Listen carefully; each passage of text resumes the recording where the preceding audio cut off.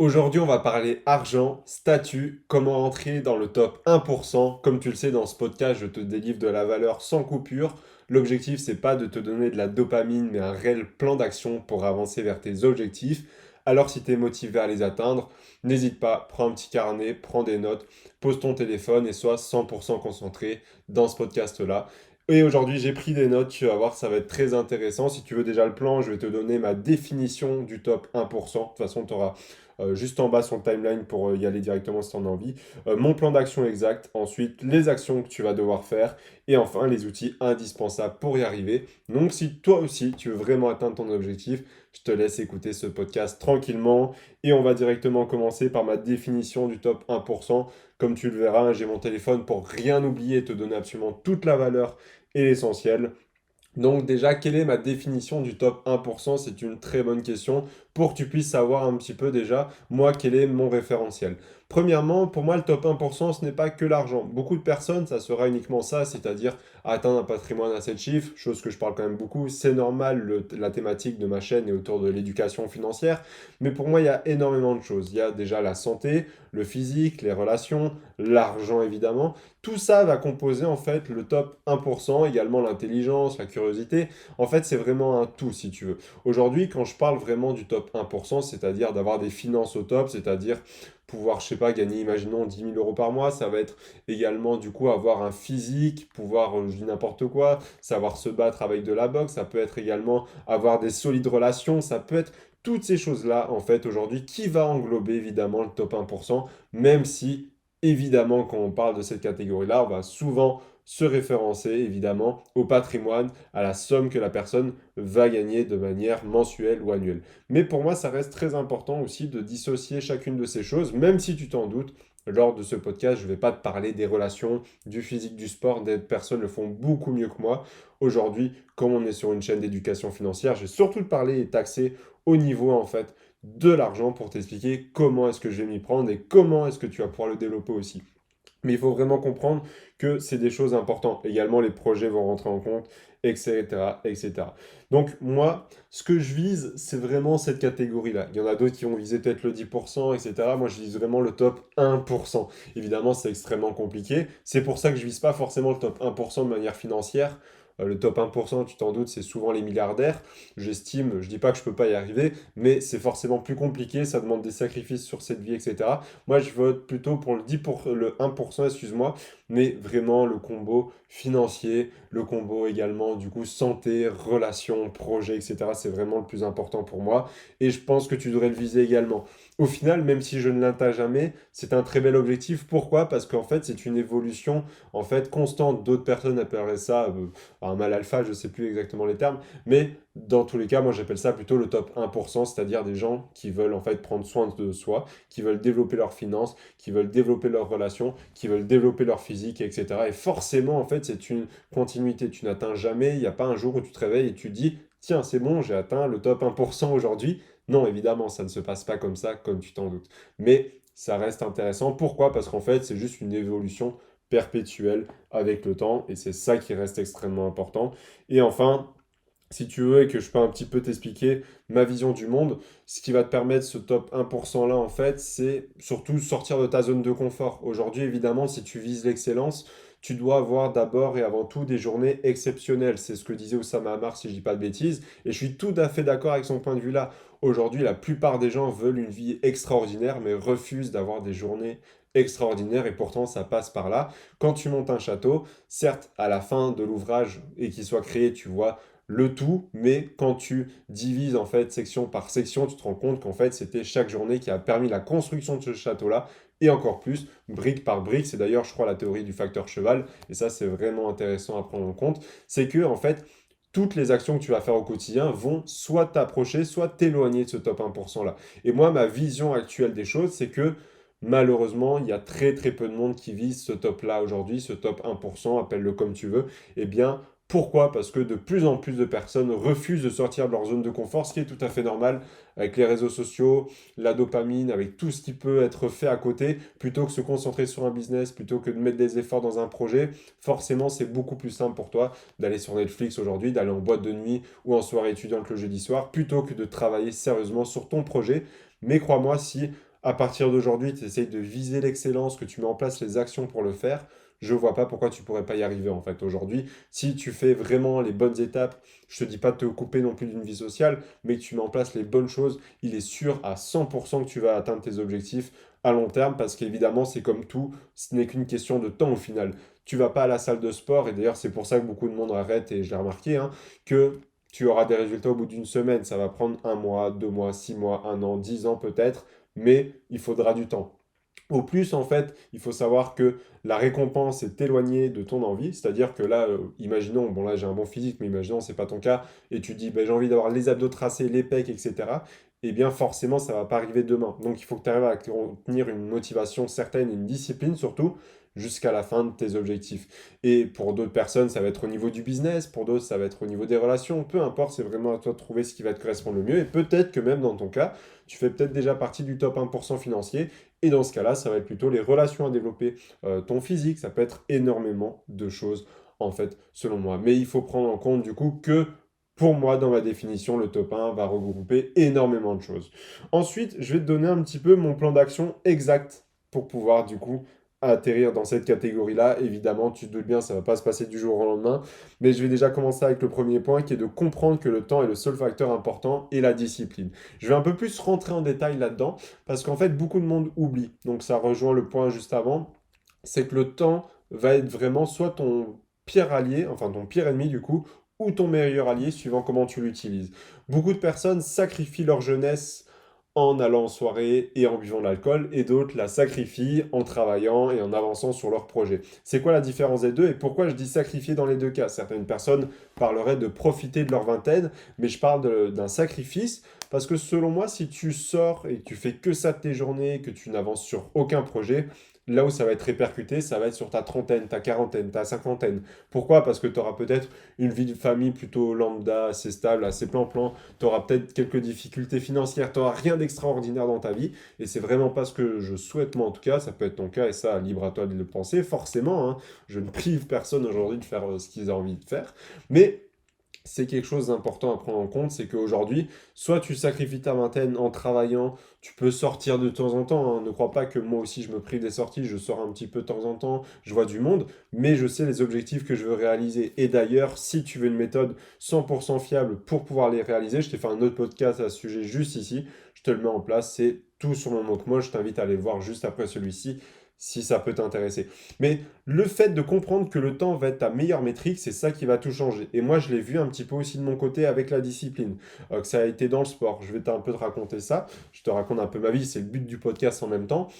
Premièrement, ça a été dans le vélo. Donc, si tu ne le sais pas, j'ai fait du sport à au niveau du VTT enduro. Le concept, c'est un peu comme un rallye, c'est-à-dire qu'on chronomètre les descentes avec des passages techniques, etc. en montagne. Et si tu veux, en fait, dans ce sport-là, au début, je l'ai commencé comme tout le monde. Et encore, j'avais du retard parce que je n'ai commencé à en faire qu'à l'âge de 14 ans, si tu veux.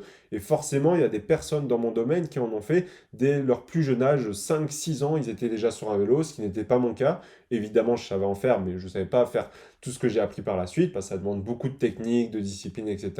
Et petit à petit, je suis arrivé jusqu'à faire les championnats du monde amateur. Alors, je ne dis pas que j'ai gagné, évidemment, j'étais même pas forcément le meilleur là-dedans, mais en tout cas, j'ai réussi à atteindre quand même un haut niveau de compétition et qui m'a permis de me combattre avec les meilleurs. Et ça, franchement, ça fait plaisir. J'ai changé de sport récemment, je suis passé à la boxe anglaise. Et bien au début, j'étais le plus nul du dojo. Et forcément, dès que tu commences quelque chose, même quelqu'un qui est peut-être moins imposant que moi, qui est peut-être moins rapide, qui a moins d'explosivité, mais qui a la technique, parce que ça fait plus longtemps qu'il en fait, il va me dégommer. Ben là, c'est exactement la même chose. Je suis parti du plus bas. Et rien qu'en l'espace de 4, 5 mois que j'en fais là, je vois d'énormes progrès et je peux me mesurer à des personnes que je ne me mesurais pas avant. Et ça fait extrêmement plaisir. Mais est-ce que je voulais atteindre ces résultats en une semaine? Absolument pas. Je savais que ça allait prendre du temps. Aujourd'hui, j'ai un physique qui me plaît énormément. Eh bien, je ne l'ai pas construit du jour au lendemain. Comme je te l'ai dit, j'ai été un grand sportif depuis le début et ça a énormément joué évidemment. Mais donc, j'ai construit ce corps-là sur. Bon, alors, j'ai pas le corps de The Rock, hein, on est d'accord, mais j'ai un physique pour moi qui est naturel, qui est vraiment celui que je recherche. Donc, mon objectif, il a atteint. Et je fais de la salle de sport depuis 3 ans. Je fais avant ça du sport depuis que j'ai peut-être 5, 6 ans. Donc, ça m'a pris énormément de temps. Et ce qui est bien, c'est que du coup, je sais exactement que ça sera la même chose en fait pour mon business, Pourquoi? Parce que c'est pas en un an que tu vas développer un patrimoine ou en tout cas un chiffre d'affaires à 1 million d'euros. C'est pas en un an que tu vas pouvoir. Enfin, il y a des exceptions évidemment, hein, ne me faites pas dire ce que je n'ai pas dit, mais là, vu que je m'adresse à l'entièreté de mon audience, il y aura des personnes pour qui en un mois peut-être ils auront un business à 100 000 euros, d'autres qu'au bout de 5 ans ils auront à peine un business à 1 200 euros par mois. Donc ça va vraiment dépendre des gens.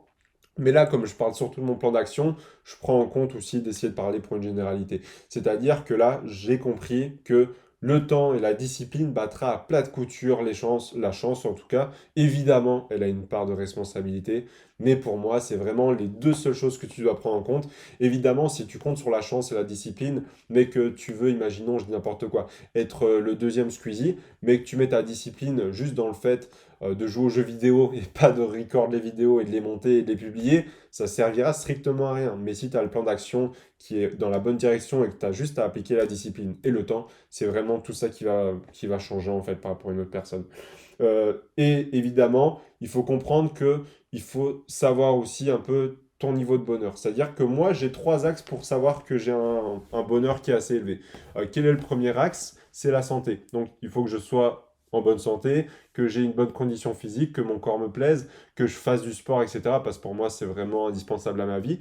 Deuxième chose, il faut que mes relations, enfin, il faut que j'ai des bonnes relations, que ce soit avec une copine si j'en ai, que ce soit avec ma famille, que ce soit avec mes amis. Parce que pour moi, je suis un être quand même qui est extrêmement social. Forcément, sinon je serais pas en train de faire des vidéos et vous partager tout ça. Mais j'aime beaucoup passer du temps avec mes amis et profiter. Donc ça va jouer sur mon bonheur aussi. Et pour finir, mon business. Donc ça peut être argent, ça peut être projet pro, ça peut être aussi cette chaîne YouTube par exemple. Et il faut que ces trois choses-là aillent pour mon bonheur général. Pour d'autres, ça peut être voyager, ça peut être par exemple aussi être aussi en bonne santé. Peu importe, ça va vraiment dépendre des personnes. Mais il faut que tu trouves aussi un peu cet équilibre-là, ça va être extrêmement important. Et moi, je sais quand ces trois choses-là vont, tout va aller de manière générale dans ma vie. Et d'ailleurs, c'est un peu des pôles importants quand même, l'argent, l'épanouissement professionnel, l'épanouissement personnel dans ses relations, avoir une bonne santé, c'est des choses qu'à peu près tout le monde recherche, évidemment, c'est assez bateau, mais en même temps, j'ai compris que c'était ça qu'il me fallait aujourd'hui pour réussir. Et donc, je vais un peu t'expliquer comment je vois les choses à long terme, moi, pour te donner vraiment mon plan d'action pour réussir.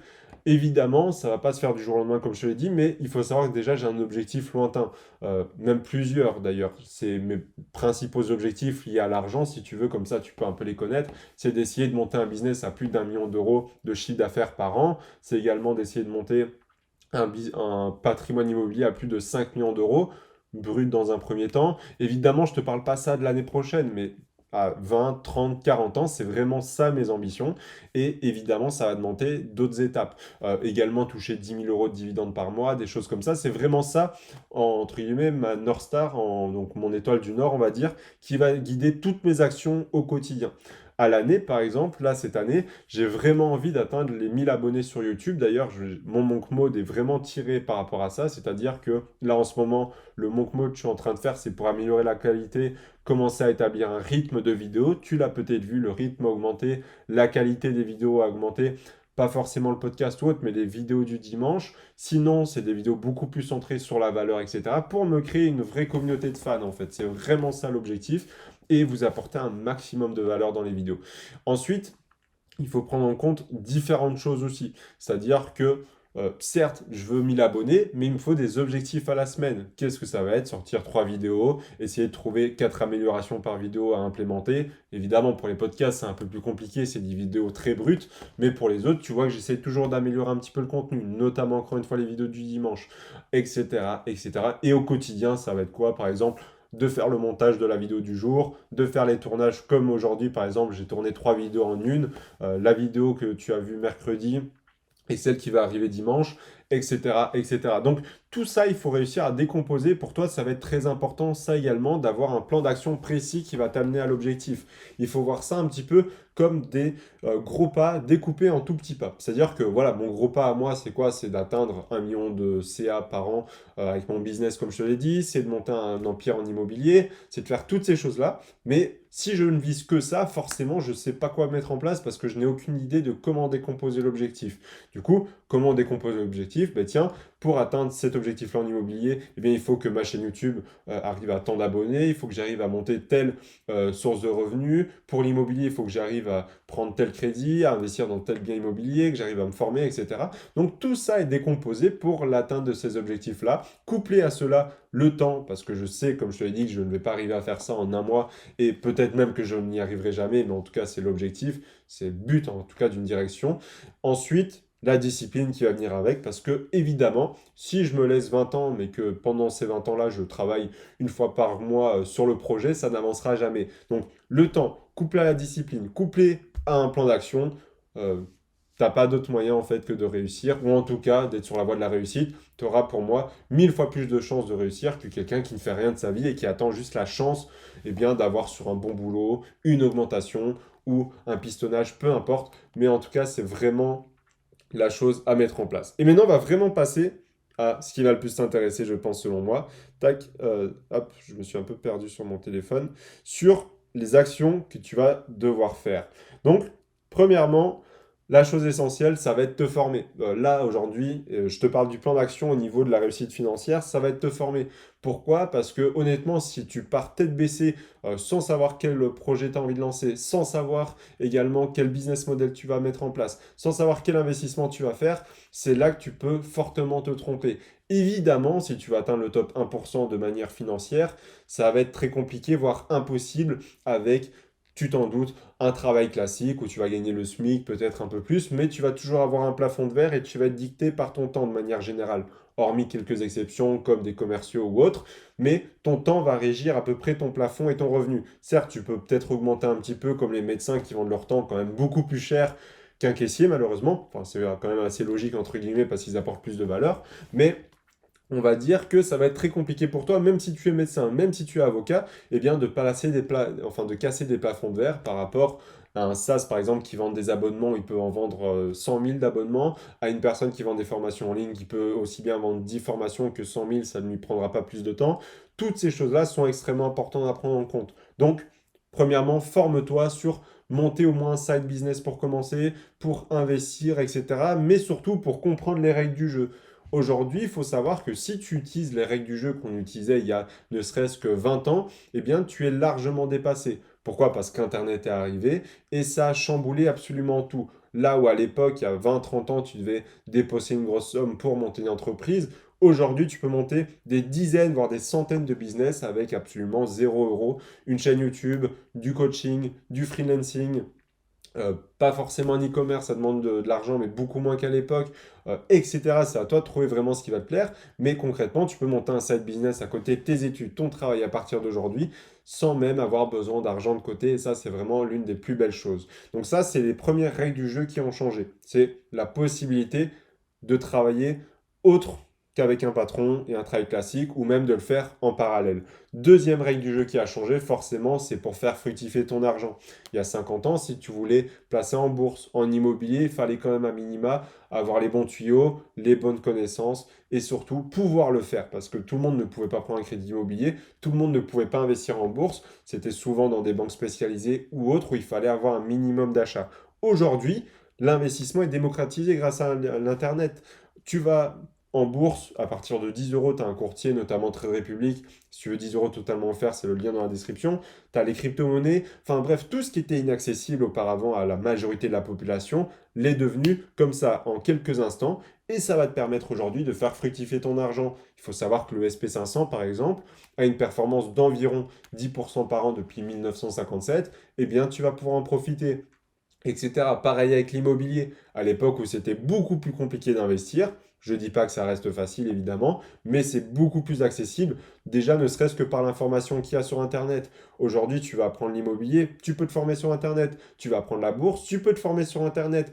À l'époque, c'était très compliqué d'avoir ces connaissances-là. Et aujourd'hui, concrètement, en un an, tu peux savoir comment investir correctement en immobilier, comment investir correctement en bourse, monter un side business. Donc, en 6 mois, un an grand maximum, tu peux avoir des connaissances qui peuvent faire un virage à 80 voire 180 degrés sur ta vie et qui vont radicalement changer ton avenir financier. Pourquoi? Parce que on a pu démocratiser toutes ces choses-là, on a pu les rendre accessibles à 100% de la population.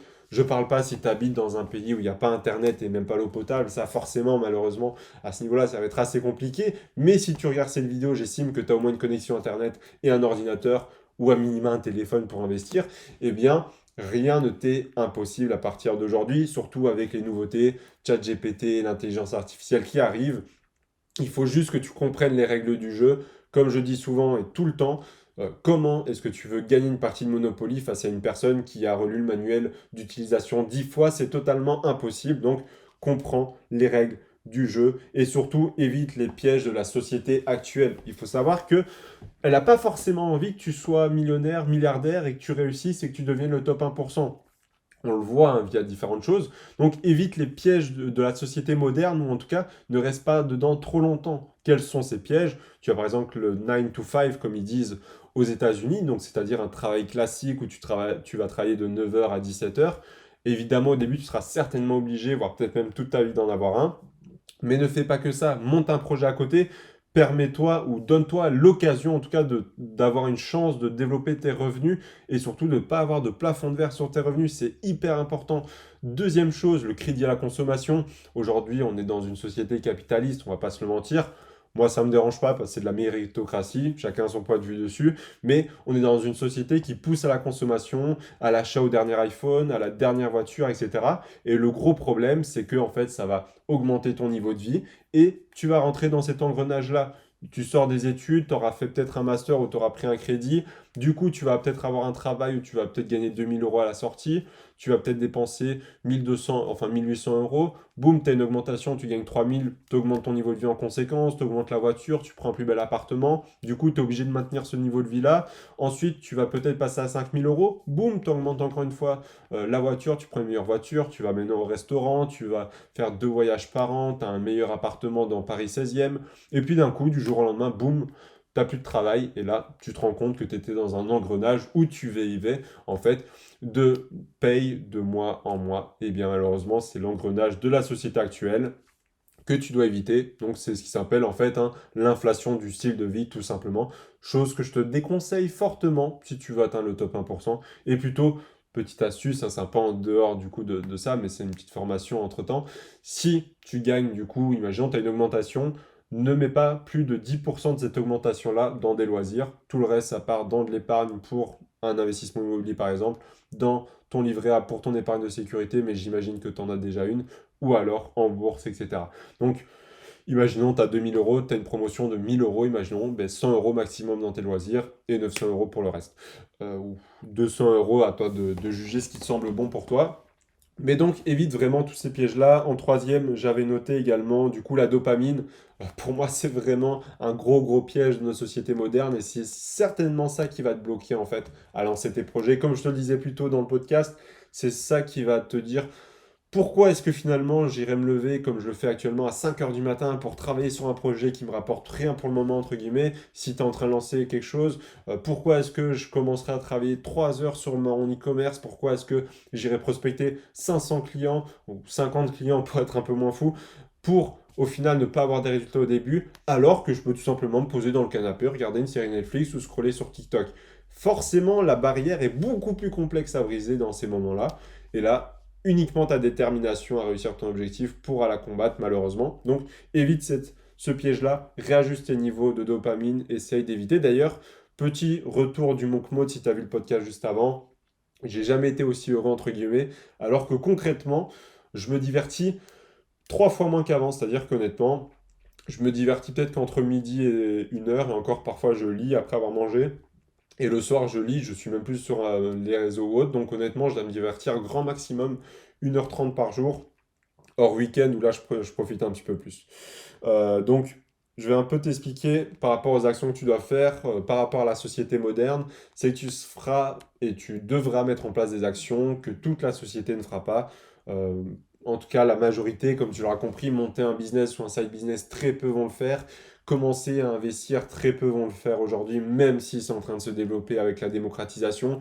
Comprendre les vraies règles de la société et se former après l'école, très peu le feront également. Donc, si tu es motivé aujourd'hui et que tu veux eh bien, sortir ou en tout cas t'élever dans l'échelle sociale, t'as pas vraiment le choix. Évidemment, tu as toutes les autres choses à développer si tu veux faire comme moi, hein, développer tes relations, ton physique, des projets, peu importe. Tu n'auras pas que l'aspect financier, mais moi, mon rôle à moi en tout cas, c'est de te transmettre tout ce que je suis en train de mettre en place pour développer cet aspect financier-là et pour que tu puisses te mettre aussi dans cette démarche-là. Et enfin, on va finir sur les outils indispensables pour y arriver. Eh bien, premièrement, c'est avoir une source d'argent actif. Donc, ça revient un peu sur l'idée du business. Tu as plusieurs solutions, c'est le travail, un business, l'héritage si tu en as, etc. Je considère vraiment pas ça comme l'argent actif, mais en tout cas, retiens la définition, c'est une source d'argent qui rentre par le biais de ton travail. Que ça soit, enfin, si enfin, faut que ça soit du travail, je veux dire hebdomadaire. C'est-à-dire que un business de vente de formation, c'est pas du passif. Tu dois créer la formation, tu dois peut-être créer le contenu. Si tu es commercial et que tu es payé à commission, c'est quand même du travail et donc de l'argent actif. Et il faut vraiment que tu maximises en fait ton gain d'argent. Pourquoi? Parce que c'est la base de tout. Quand tu veux investir par derrière, que tu veux faire fructifier ton argent, il va pas pousser des arbres ton argent. C'est-à-dire que ton patrimoine va être créé avec le salaire que tu gagnes tous les mois. Donc au plus tu gagnes, au plus tu mets de côté, au plus tu accélères aussi cette vélocité pour grossir ton patrimoine, tout simplement. Donc comprends bien, et ça c'est malheureusement le fantasme de notre nouvelle société, c'est que tout le monde veut toucher des revenus passifs. Je dis pas que c'est mal, au contraire, c'est très bien de se renseigner là-dessus, mais pense aussi à développer tes revenus actifs. C'est très bien d'avoir des revenus passifs, tu peux très bien investir 100 euros par mois, je dis pas le contraire, mais concentre-toi également aussi sur augmenter ces revenus-là pour pouvoir investir plus par la suite. C'est bien d'investir 100 euros par mois. Si tu n'as pas envie de monter de business à côté, si ton job te plaît et que tu n'as pas envie non plus de développer un patrimoine comme moi à plusieurs millions d'euros et juste quelques centaines d'euros, ça suffit largement. Mais si tu as plus d'ambition, n'hésite pas à te renseigner pour développer ton revenu actif parce qu'aujourd'hui, tout le monde, même les jeunes qui auraient de l'ambition aujourd'hui, se concentrent uniquement sur un revenu passif avec la bourse ou autre, alors qu'ils pourraient en plus de cela coupler en fait avec un business où ils pourraient développer leurs revenus et investir beaucoup plus. Il faut savoir que tu as trois solutions de sortir de cette société et de ce système-là. C'est premièrement monter un business, deuxièmement investir massivement, troisièmement faire les deux en même temps et évidemment, tu t'en doutes, la troisième option est forcément la meilleure, mais si tu décides de faire qu'une des deux, c'est déjà très bien également. Donc, à toi de choisir ce que tu feras. Mais premièrement, développe cette source de revenus actifs, c'est hyper important. C'est comme dans un entonnoir, en fait. Au plus tu mets de l'eau à l'entrée, au plus tu auras de l'eau à la fin. Donc, essaye d'en mettre un maximum et d'augmenter l'eau chaque mois. Deuxième chose à mettre en place, et qui est un outil aussi indispensable, comme tu l'auras compris, il y a l'argent actif, mais aussi l'argent passif, l'argent qui travaille pour toi. Là-dedans, qu'est-ce que je vais mettre en place? Enfin, qu'est-ce que je vais prendre en compte dans l'argent passif? Ça va être la bourse, l'immobilier, même si l'immobilier, honnêtement, je pourrais plutôt le considérer comme un side business, ça dépend à quel point tu dois t'en occuper, etc. Donc ça va vraiment dépendre de toi. Mais l'argent passif est aussi un autre moyen de pouvoir développer son patrimoine et qui va aussi avec l'argent actif, qui est tout aussi important selon moi, parce que l'un va créer en fait une boucle, c'est-à-dire que ton argent actif va être investi dans l'argent passif et l'argent passif va être automatiquement réinvesti. Les loyers que tu gagnes, les dividendes que tu perçois, les intérêts que tu as, tu ne vas pas les dépenser si tu n'as pas atteint ton objectif en patrimoine. Tu vas faire comme moi certainement, les réinvestir dans la boucle pour pouvoir réinvestir plus en bourse, pour pouvoir racheter d'autres biens immobiliers. Et c'est en faisant cela que ton patrimoine va grossir, évidemment. Donc, le but, tu l'auras compris si tu as un petit peu réfléchi 2 secondes, c'est d'avoir de l'argent actif qui grossit de plus en plus, c'est-à-dire pouvoir mettre de plus en plus d'eau. Une fois que tu as beaucoup d'eau qui tombe en fait de ton entonnoir, tu vas tout mettre dans des actifs. Enfin, tout, tu m'as compris, tu payes quand même tes taxes, tes impôts, ton loyer, peu importe, mais tout ce qui va te rester, tu vas le mettre dans tes actifs. Tes actifs vont te rapporter de l'argent au fur et à mesure sous forme de dividendes, de loyers, d'intérêts, peu importe. Cet argent-là, tu vas pas le laisser s'échapper. À l'image de quelqu'un qui aurait un potager, tu vas pas jeter tes graines, tu vas les replanter pour l'année prochaine, avoir encore plus de fruits, plus de pommiers, etc. Là, c'est la même chose, tu les réinvestis. Évidemment, tu ne feras pas ça toute ta vie, mais tu le fais tant que tu n'as pas atteint ton objectif. Donc ça, c'est vraiment deux choses hyper importantes. Troisième chose, c'est avoir un plan d'action précis. Comme je te l'ai dit au tout début, si c'est un peu l'équivalent de prendre la mer. Quand tu prends la mer, tu sais directement où est-ce que tu vas aller. Si tu prends par exemple la mer, je dis n'importe quoi, à Bordeaux et que tu vas à New York, tu sais que tu vas à New York, donc tu sais la direction que tu dois prendre.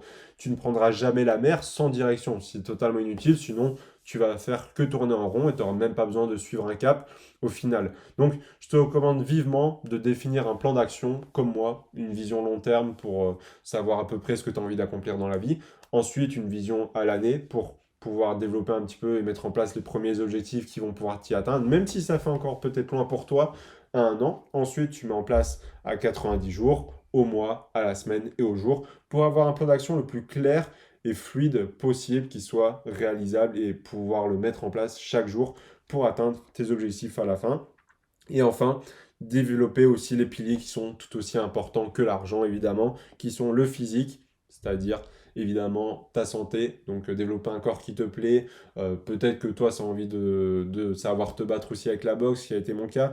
Financier, mais ça, on en a parlé toute la vidéo. Relationnel, c'est-à-dire avoir des amis sur qui compter, une femme qui te plaît tout simplement et à qui tu as envie de construire.